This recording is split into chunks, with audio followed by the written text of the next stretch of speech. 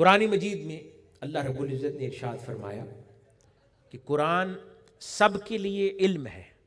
قرآن کیا ہے؟ سب کے لیے علم کا درجہ رکھتا ہے. یعنی جو کوئی بھی قرآن مجید سے علم حاصل کرنا چاہے گا تو قرآن اسے خبر دیتا ہے، قرآن اسے علم دیتا ہے، پھر اس سے آگے بڑھتا ہے.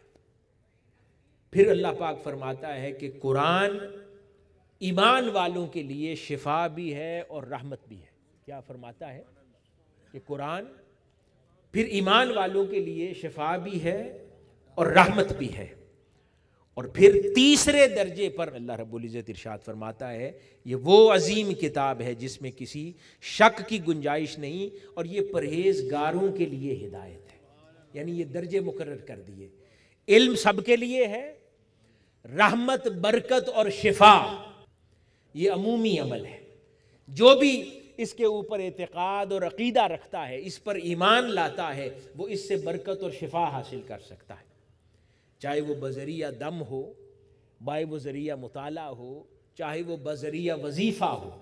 یعنی ہر اہل ایمان اس سے برکت اور شفا حاصل کر سکتا ہے. لیکن ہدایت وہ ہر اہل ایمان کو نہیں دیتی. ہدایت اسی کو دیتی ہے جو متقی ہے، جو پرہیزگار ہے، جو تقوی رکھنے والے ہیں. بس ہدایت کا دروازہ انہی لوگوں کے اوپر قرآن مجید کھولتا ہے.